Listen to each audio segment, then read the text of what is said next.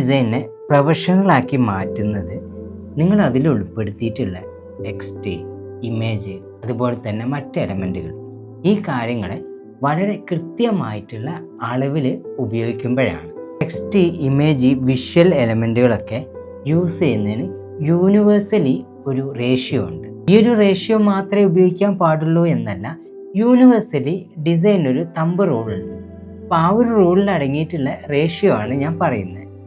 നിങ്ങളതിൽ എഴുതിയിട്ടുള്ള കാര്യങ്ങളുണ്ടല്ലോ, ഇപ്പോൾ heading, sub heading, body text തുടങ്ങിയിട്ടുള്ള കാര്യങ്ങളൊക്കെ, അത് നിങ്ങൾക്ക് 20% മുതൽ 30% വരെയാണ് യൂണിവേഴ്സൽ റേഷ്യോ എന്ന് പറയുന്നത്. ഇനി നിങ്ങൾ അതിൽ ആഡ് ചെയ്തിരിക്കുന്ന ഇമേജ്, അതുപോലെ മറ്റുള്ള വിഷ്വൽസൊക്കെ ഉണ്ടല്ലോ, അതിനും ഒരു റേഷ്യോ ഉണ്ട് കേട്ടോ.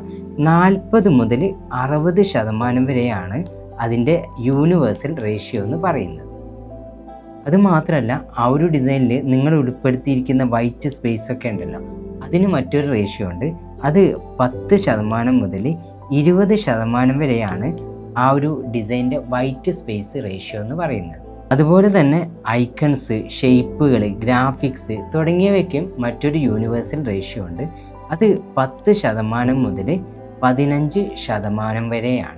ഈ ഒരു റേഷ്യോയിൽ മാത്രമേ ഇത് ചെയ്യാൻ പാടുള്ളൂ എന്നില്ല, പക്ഷേ നിങ്ങൾ ഇതിനെക്കുറിച്ച് മനസ്സിലാക്കുന്നത് വളരെ നല്ലതാണ്.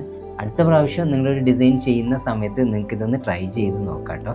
പിന്നെ വീഡിയോ ഇഷ്ടപ്പെട്ടിട്ടുണ്ട് എന്നാണെങ്കിൽ ലൈക്ക് ചെയ്യുക, ഷെയർ ചെയ്യുക, ഫോളോ ചെയ്ത് സപ്പോർട്ട് ചെയ്യുക.